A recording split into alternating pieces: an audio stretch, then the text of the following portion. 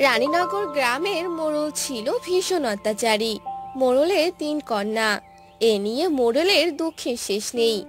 ছেলে সন্তানের জন্য মোড়লের বউকে মোড়ল রোজ অত্যাচার করে, আর 3 মেয়েকে একদম সহ্য করতে পারে না।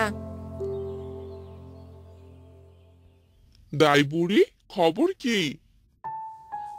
অবস্থা ভালো না মোড়ল সাহেব, ভগবানকে ডাকুন। মোড়ল বারান্দায় পায়চারি করতে থাকে।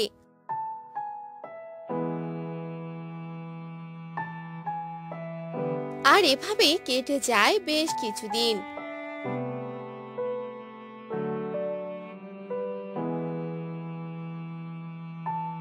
বেশ কিছুদিন পর দাই বুড়ি কোলে একটি বাচ্চা নিয়ে বাহিরে আসে। মোড়ল সাহেব, আপনার যে ফুটফুটে একটা মেয়ে হয়েছে। কি? আবার মেয়ে? এবার তো মা মেয়েকে জ্যান্ত পুরব। তার আর দরকার হবে না, বৌমা যে সন্তান জন্ম দেওয়ার সময় মারা গেছে। কিসব বলছো দাই বুড়ি? এ আমার কি সর্বনাশ হয়ে গেল! হায় ভগবান, এই বাচ্চাকে নিয়ে এখন আমি কি করব? এখন কাঁদছেন কেন মোড়ল সাহেব? বেঁচে থাকতে কম অত্যাচার তো করেননি মেয়েটার ওপর। মরে বেঁচেছে মেয়েটা। আমি এখন যাই।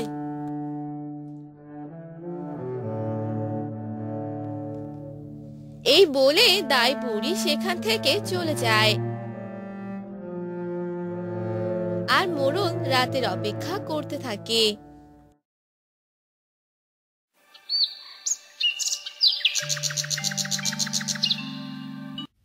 যাই, এই মেয়েকে জঙ্গলে কোথাও ফেলে দিয়ে আসি। বাঘ সিংহে খেয়ে নেবে। 3 জনের রক্ষে নেই, আবার উনি এলেন।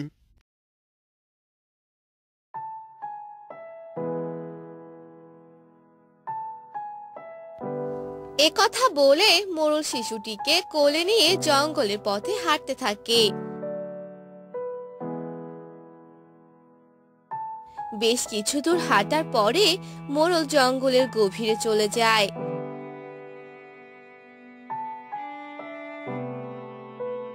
আর একটি গাছের নিচে মেয়েটিকে রেখে চলে আসে।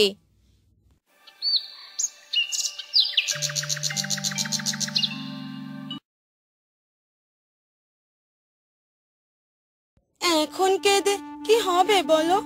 এসব তো তোমার পাপের ফল। ওসব আর মনে রেখো না। মাঠে যাও বাবা। হ্যাঁ রে মা, যাচ্ছি। এভাবে আর বলিস না। আমি তো এখন সব খারাপ কাজ ছেড়ে দিয়েছি।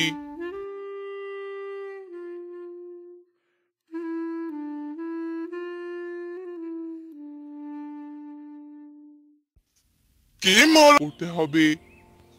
লাভ নেই মোড়ল মশাই, আমিও তাই ভেবেছিলাম, কিন্তু জল দিয়েও কোনো লাভ হয়নি। মাঠের সব ফসল এভাবে পুড়ে গেল। এবার তো না খেয়ে মরতে হবে। তোমার একার ফসল তো না, মাঠে তো সবার ফসল। কিভাবে যে কি করা যায় তাই ভাবছি। অনেক বেলা হলো, চলো বাড়ি ফেরা যাক।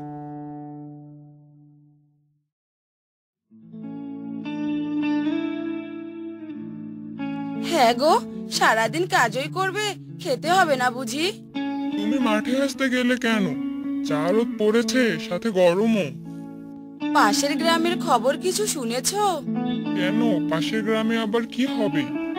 তোমার মনে নেই, পাশের গ্রাম থেকে অন্যায়ভাবে অত্যাচারী মোড়ল আমাদের বের করে দিয়েছিল? ওসব পুরনো কথা ভুলে যাওয়াই ভালো। শুনলাম পাশের গ্রামের মাঠের ফসল সব নাকি পুড়ে গেছে। তাই তো দেখতে এলাম, কিন্তু আমাদের মাঠের ফসল তো ভালোই আছে। কিসব বলছো? তাহলে তো যেতেই হচ্ছে পাশের গ্রামে।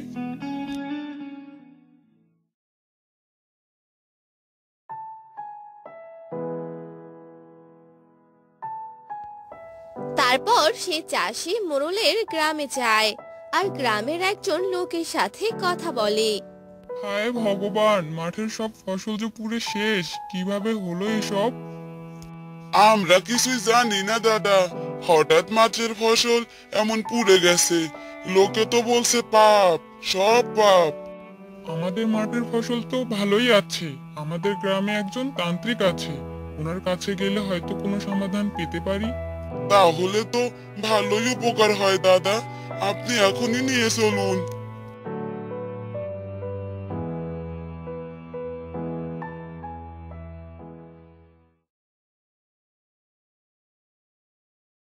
তোমাদের কোথাও যেতে হবে না, মাঠের সব ফসল যে ওই নিষ্পাপ শিশুর অভিশাপে পুড়েছে, মরবে সবাই, না খেয়ে মরবে। দাইমা, কোন শিশুর কথা বলছো তুমি?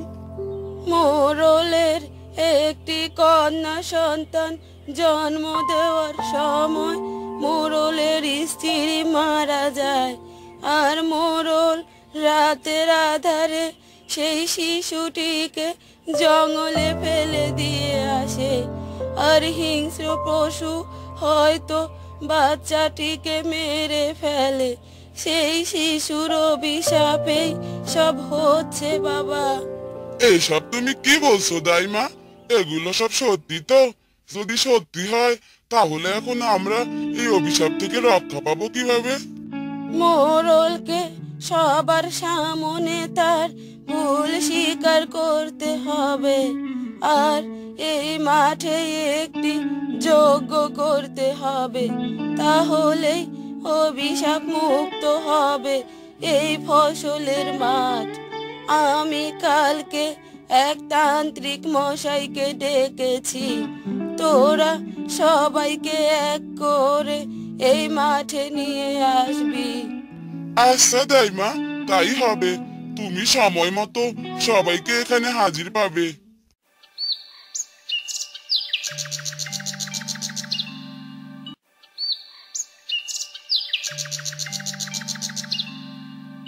বলুন মোড়ল মশাই। আমি সেদিন অহংকার আর রাগের বর্ষবর্তী হয়ে আমার ছোট মেয়েটাকে জঙ্গলে ফেলে দিয়ে এসেছিলাম। আমি অনেক বড় পাপ করেছি, এ পাপের কোনো ক্ষমা হয় না। আমি অন্যায় করেছি, আপনারা আমাকে যা শাস্তি দেবেন আমি মাথা পেতে নেব। মোরলের মুখে এ কথা শুনে সবাই অবাক হয়ে যায়। এমন শোরগোলের মাঝে মোরলের মেয়ে বলে ওঠে, বাবা, তুমি তো বলেছিলে মায়ের সাথে সাথে আমাদের ছোট বোনটাও মরে গিয়েছিল। তুমি আমাদের মিথ্যা বলেছিলে বাবা। তোরা আমাকে ক্ষমা করে দে, ক্ষমা করে দে। যা হবার তা তো হয়ে গেছে। এসব ভুলে গিয়ে সবাই মোরল মশাইকে ক্ষমা করে দিন। আর তান্ত্রিক মশাই, আপনি যজ্ঞ শুরু করুন। এরপর তান্ত্রিক যজ্ঞ শুরু করে আর অনেকক্ষণ ধরে যজ্ঞ করে। যজ্ঞ করার পর রানীনগর গ্রাম সাপ মুক্ত হয় আর সবাই আগের মতো সুখে। গ্রামে এক দম্পতি বাস করত। তাদের মধ্যে ছিল অনেক মিল ভালোবাসা। সে দম্পতির নাম ছিল সবুজ আর তার স্ত্রী রূপা। সবুজ অনেক সৎ ও কর্মিষ্ঠ ছিল। তার অভাবের সংসার হলেও সুখের কোনো কমতি ছিল না।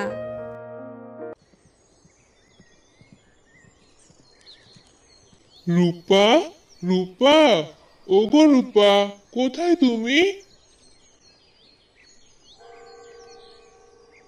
হ্যাঁ গো, কি হয়েছে? এভাবে ডাকছো কেন? আমি তো কাজ করছি।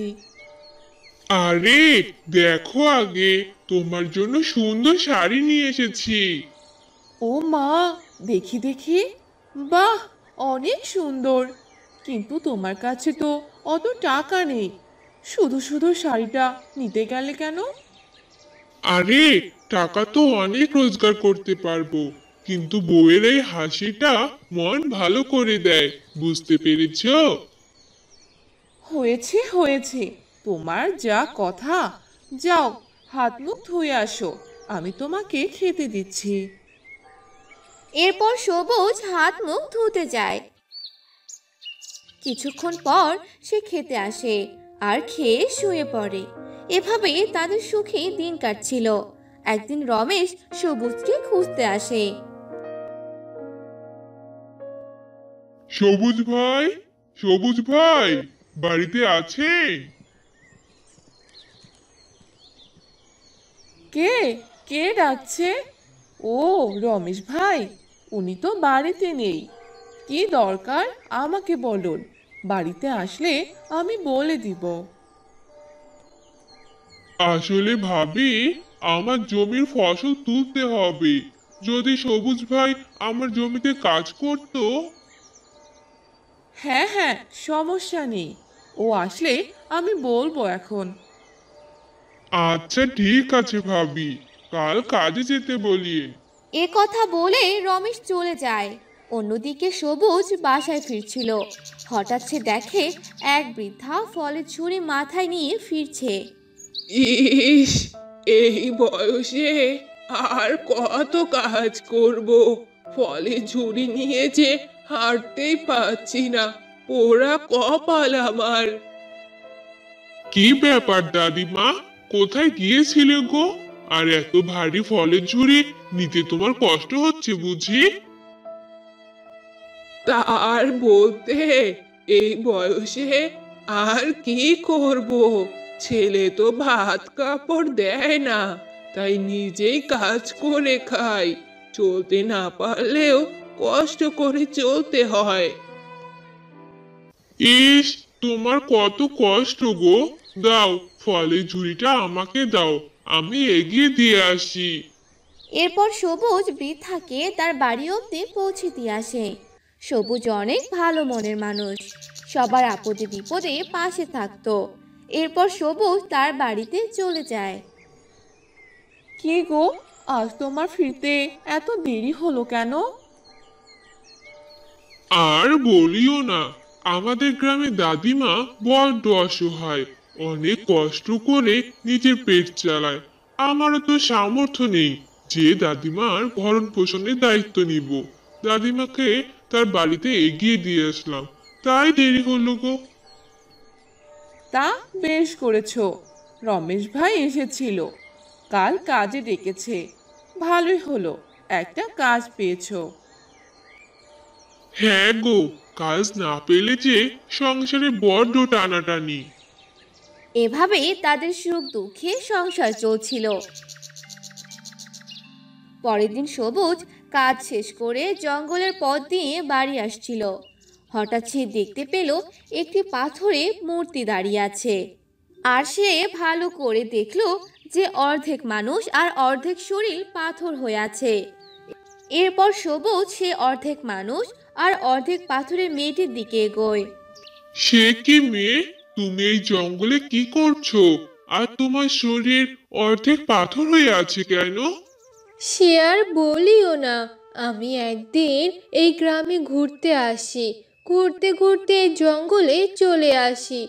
এক সাধু বাবা ধ্যান করছিল আর সামনে ছিল অনেক ফল। আমি খুবই ক্ষুধার্ত ছিলাম, তাই সেখান থেকে চুপি চুপি একটা ফল নিয়ে খাই।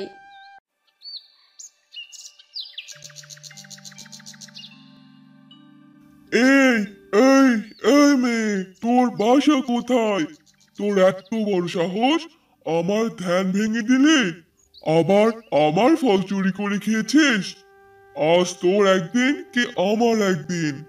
সাধু বাবা, আমি খুব ক্ষুধার্ত ছিলাম, আমাকে ক্ষমা করে দিন। না, তোর কোনো ক্ষমা নেই। আমি তোকে অভিশাপ দিলাম, তুই আজ থেকে অর্ধেক পাথর হয়ে থাকবি। যদি কখনো কোনো সৎ ব্যক্তি তোকে দেখতে পায় আর তোকে বিয়ে করে, তবে তুই মুক্তি পাবি, তার আগে না। সাধু বাবা, আপনি যাবেন না? দয়া করে আমাকে মুক্ত করুন, যাবেন না সাধু বাবা? এরপর থেকে লিমা নামের মেয়েটি অর্ধেক মানুষ আর অর্ধেক পাথর হয়ে আছে। আর কয়েক মাস পর সবুজ তাকে দেখতে পায়।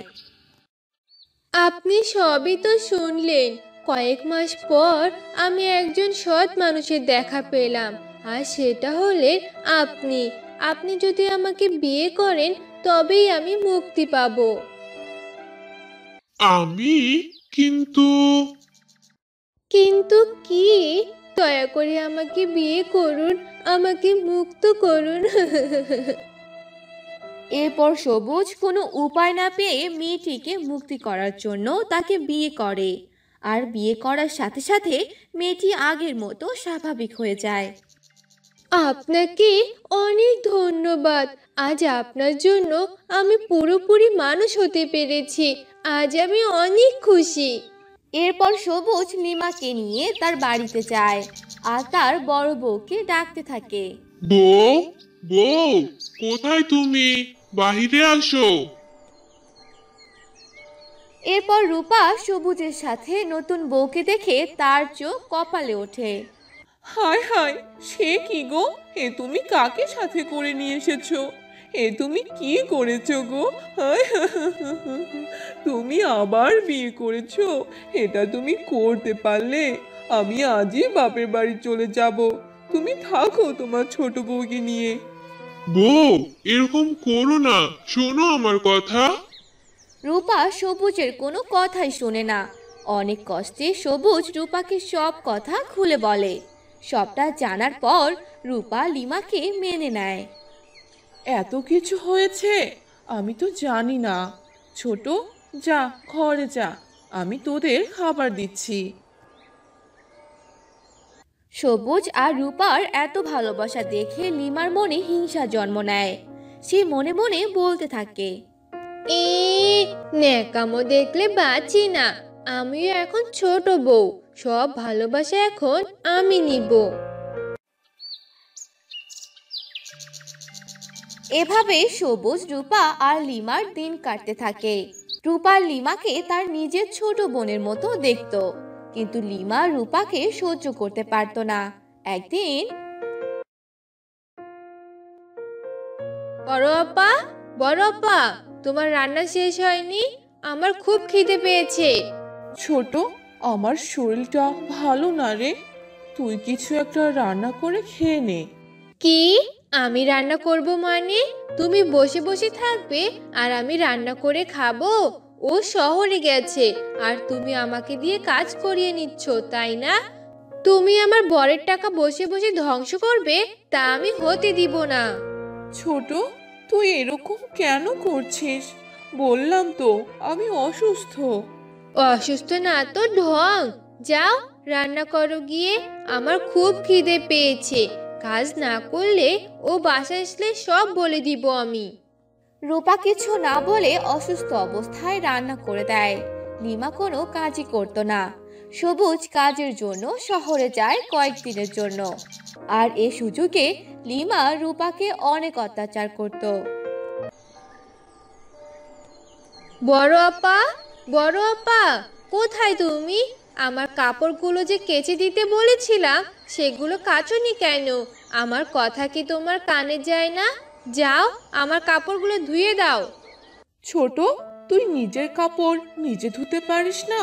আমি সারাদিন কাজ করি, কয়েকদিন থেকে আমি অসুস্থ, এখন কিছু করতে পারবো না। কি?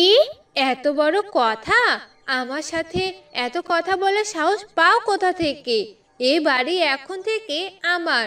তোমাকে এ বাড়িতে আর থাকতে দিব না আমি। বের হয়ে যাও বলছি, না হলে আমার থেকে খারাপ আর কেউ হবে না। এসব তুই কি বলছিস ছোট? এ বাড়ি আমার স্বামীর, আমি কেন বাড়ি থেকে যাব? আমি কোথাও যাব না। যাবে না? তোমার ঘাড় যাবে। এ কথা বলে লিমা রূপাকে টানতে টানতে বাড়ি থেকে বের করে দেয়। আর রূপা কাঁদতে কাঁদতে চলে যায়। ওগো, তুমি কোথায়? তুমি বাসায় কাকে এনেছো? এই মেয়ে যে আমাকে বাসা থেকে বের করে দিয়েছে। রূপা মনে অনেক কষ্ট নিয়ে তার বাবার বাসায় চলে যায়। এদিকে দুদিন কেটে যায়। সবুজ বাসায় ফিরে তার বড় বউ করে রূপাকে ডাকতে থাকে। বড় বউ, বড় বউ, কোথায় তুমি? দেখো, আমি তোমাদের জন্য কি নিয়ে এসেছি। কি গো, কোথায় তুমি? বের হচ্ছ না কেন? বউ, বউ। সবুজ অনেক ডাকাডাকি করেও রূপা বের হয় না। তাই সে রাগ করে ঘরে গিয়ে দেখে রূপা ঘরে নেই, আর লিমা বসে বসে সাজছে। তারপর সে বলে, কি ব্যাপার লিমা, রূপা কোথায়? আমি এত ডাকছি, কথা কানে যায় না নাকি? বড় আপা বাবার বাসায় চলে গেছে, উনি আর সংসার করবে না। কি? এ হতে পারে না। বড় বউ আমার কথা ছাড়া কখনো চলে যাবে না। আমি বুঝতে পেরেছি, এসব তোমার কাজ। এরপর সবুজ রূপাকে নিতে যায় আর রূপাকে বাড়ি নিয়ে আসে। রূপা সব কথা সবুজকে খুলে বলে। সব শুনে সবুজ অনেক রেগে যায়। ছি লিমা, তুমি এত নিচে নামবা ভাবতে পারিনি। তুমি আমার সংসার এলোমেলো করে দিয়েছো। তোমাকে এ বাড়িতে আর রাখবো না। বের হয়ে যাও, যা বলছি এখান থেকে। এরপর লিমাকে বের করে দেয়, আর লিমা আগের মতো আবারও পাথর হয়ে যায়। আর অহংকারের কারণে তার আবারও এই পরিস্থিতি। এদিকে সবুজ আর রূপা আগের মতোই সুখে আনন্দে দিন কাটাতে থাকে।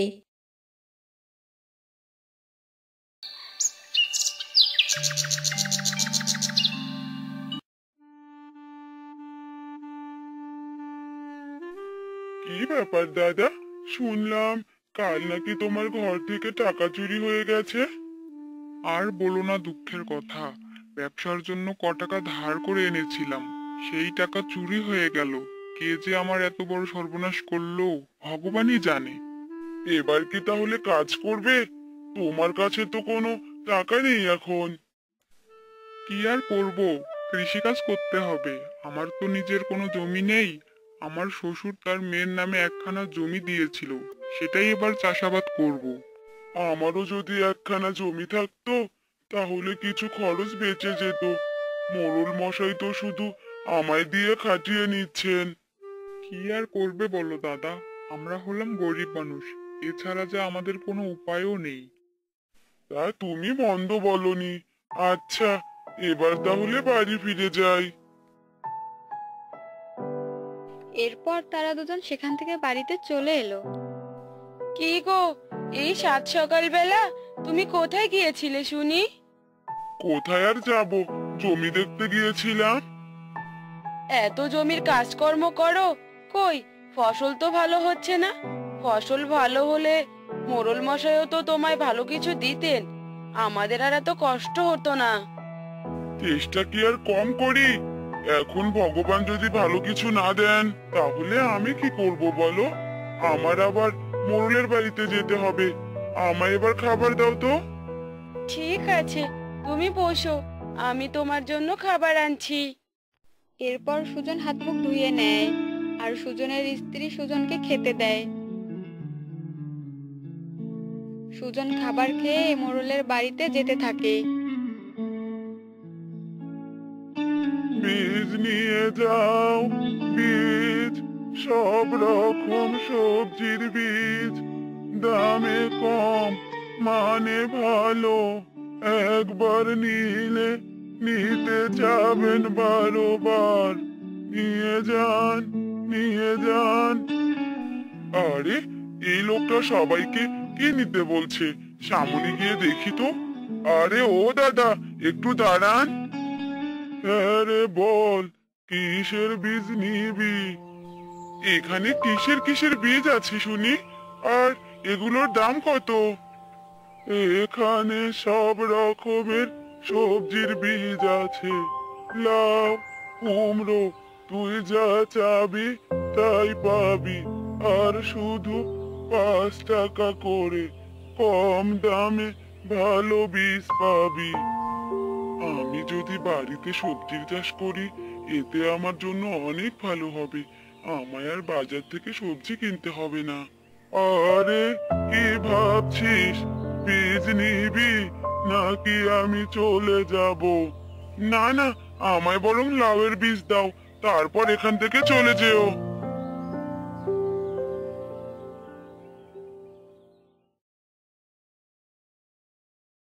এরপর সেই বৃদ্ধ লোকটি সেখান থেকে সুজনকে লাউয়ের বীজ দিল আর টাকা নিয়ে চলে গেল। আর সুজন মোড়লের বাড়িতে গেল। কি রে, জমির ফসল একদম ঠিকঠাক আছে তো? হ্যাঁ মোড়ল মশাই, একদম ঠিকঠাক আছে। ঠিক থাকলেই ভালো। আর এবার যদি ফসল ভালো না হয় তাহলে তোকে আর আমার জমিতে কাজ করতে হবে না। না না মোড়ল মশাই, এরকম ভাবে বলবেন না, এবার ফসল ভালোই হবে। তাহলে ঠিক আছে, এবার তুই চলে যা।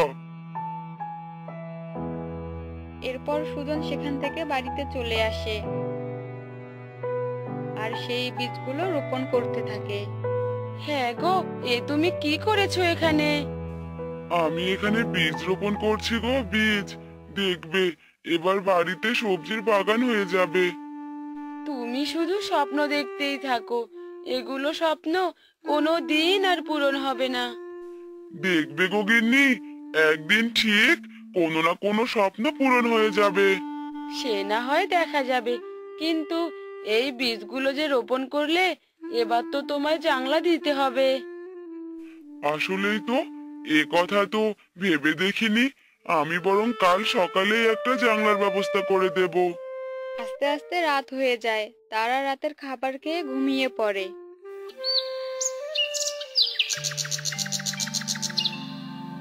পরদিন সকালে সুজন একটি জানলা তৈরি করে ফেলে। এবার গাছ হলে এই জানলার উপরে উঠে যাবে। এরপর সুজন সেই বীজগুলোতে পানি ঢেলে দিল। আর এভাবেই কেটে গেল বেশ কয়েকদিন। এবারও সুজনের জমিতে ভালো ফসল হলো না। আমি তোকে বলেছিলাম, ভালো ফসল না হলে তোকে আর কাজে রাখবো না। তুই আজ পর্যন্ত আমার জমিতে ভালো ফসল ফলাতে পারলি না। না না, এরকম কাজের লোক কোনো দরকার নেই আমার। তুই চলে যা, চলে যা এখান থেকে। কিন্তু মোড়ল মশাই। না না, আমি আর কোনো কিন্তু শুনতে চাই না।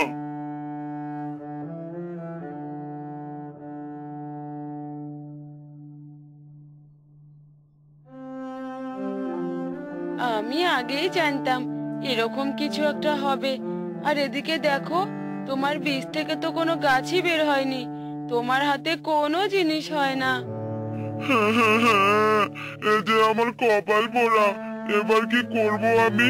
সংসারটা চালাবো কি করে? হায় ভগবান, একটু সাহায্য করো।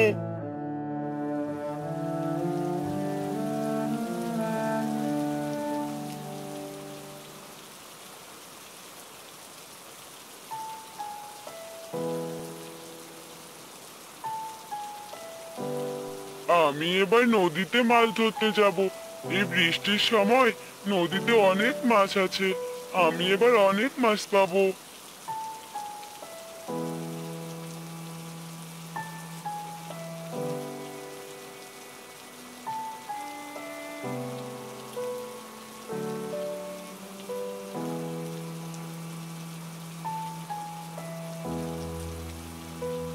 সুজন তার পুরনো একটি জাল নিয়ে নদীতে মাছ ধরতে যায় আর মাছ ধরতে থাকে। সুজন অনেকগুলো মাছ পায়।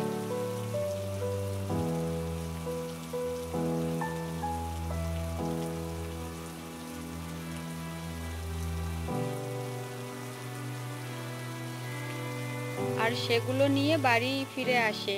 আস্তে আস্তে বৃষ্টি কমে যায়। হ্যাঁ গো, দেখে যাও কতগুলো মাছ পেয়েছি। আরে তাই তো, কিন্তু এগুলো কোথায় রাখবো? মাছগুলো পানিতে না রাখলে যে মরে যাবে। আমি বরং এক কাজ করি, এই জানলার উপরেই মাছ রাখার ব্যবস্থা করি। জানলার উপরে? কিন্তু কি করে? এরপর সুজন সেই জানলার উপরে পলিথিন দিয়ে ঘিরিয়ে দেয়, ভালোভাবে বেঁধে সেখানে জল ঢেলে দেয়। এরপর মাছগুলো ঢেলে দেয়। দেখলে তো আমার বুদ্ধি। এবার জানলাতেই মাছ চাষ করব। সুজন প্রতিদিন নদী থেকে মাছ ধরে আনতো আর জানলায় এনে রেখে দিত। আর সেই মাছগুলোকে নিয়মিত খাবার দিত আর বড় মাছগুলোকে বাজারে বিক্রি করত। এই দেখো গিন্নি, এই প্রথমবার আমি কতগুলো টাকা পেয়েছি।